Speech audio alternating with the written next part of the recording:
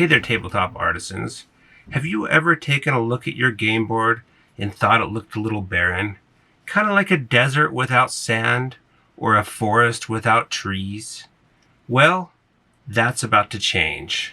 Today, I'm going to be showing you how to make your own realistic, durable, and even economical trees. No sorcery or druidic magic involved. We're going to be taking on the role of Mother Nature herself and growing a forest from scratch. So gather your supplies, prepare your crafting station, and let's give your game board that lush green makeover that it deserves. Here's what you'll need for our tree creation adventure.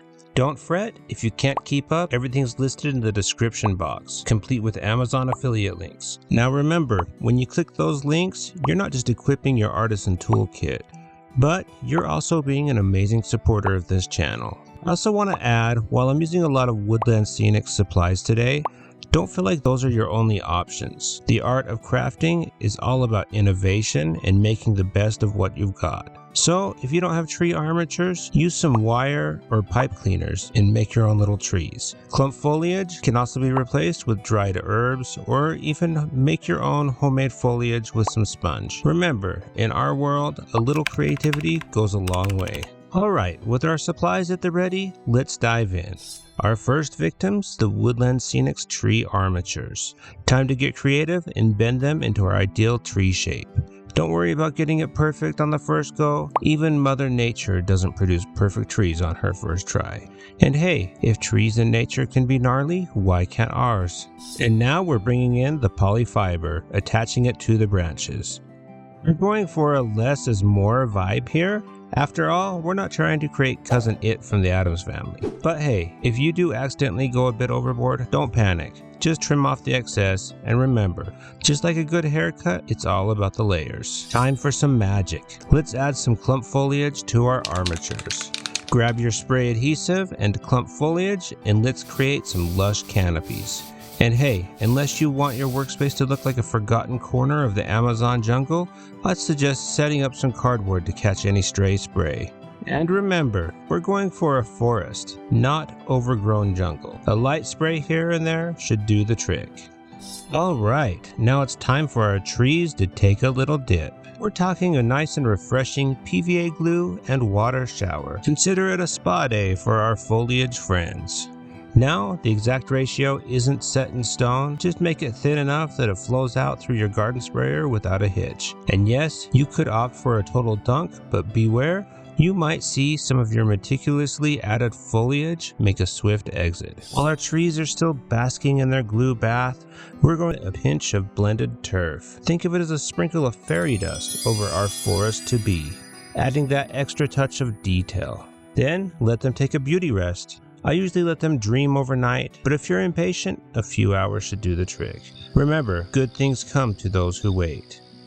After a good night's rest, our trees are looking fresh and ready to be planted. But we're not going for those off-the-shelf plastic bases. No way. We're rolling up our sleeves and crafting custom bases from 1 centimeter thick foam. You can cut out any shape you fancy. It's your world, your rules. Now comes the fun part. It's time to channel our inner sculptor. We're going to give these bases a stylized stone look. All you need is a cheap serrated knife and your imagination. Remember, there are no mistakes, just happy little accidents. Each groove and cut is adding character to your landscape. Next, we're drilling some small holes into each base. Today I'm using my hot wire tool, but feel free to use whatever you have at your disposal. Toothpicks, bamboo skewers, they all work. Think of it as like you're creating your own miniature golf courses. But instead of aiming for a hole-in-one, we're shooting for a tree-in-one.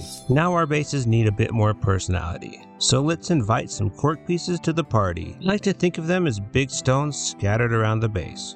Once you've stuck them on, just grab your clippers and shape them to your heart's content. Remember, in our world, you're the master sculptor. Here comes the transformative moment, folks. We're painting.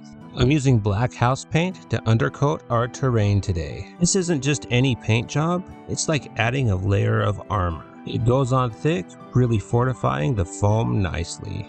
Now comes the transformation. We're turning these chunks of cork into realistic looking stones with a simple coat of gray paint. It's amazing how a bit of color can turn the ordinary cork pieces into boulders. Remember, nature isn't perfect, so don't stress too much about getting in every nook and cranny. A little unevenness here and there just adds a little bit of realism. Now that we've got our stones in place, let's get that ground looking ground-like. We're going with a nice earthy brown.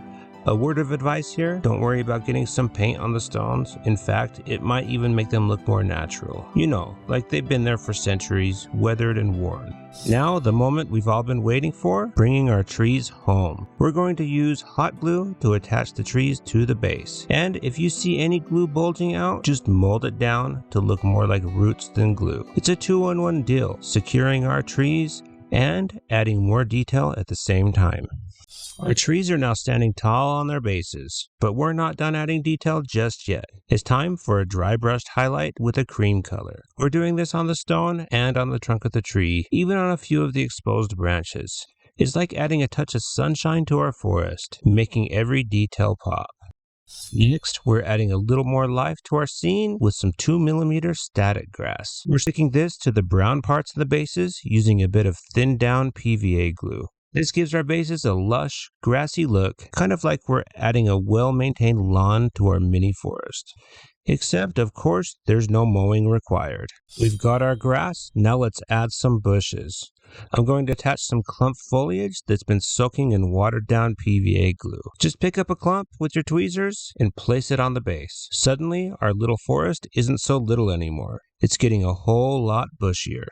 Now for the final touch. We're going to add a generous coat of matte finish.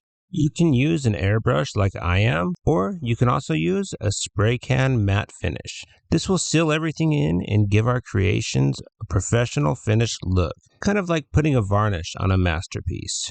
And there you have it, folks. A durable, realistic looking tree that's perfect for wargames, dioramas, and TTRPGs. Remember, this is more than just a craft, it's a labor of love. A piece of your imagination comes to life. So go forth and fill your tabletop world with as many trees as you desire. Remember, no forest is too dense, no landscape too lush.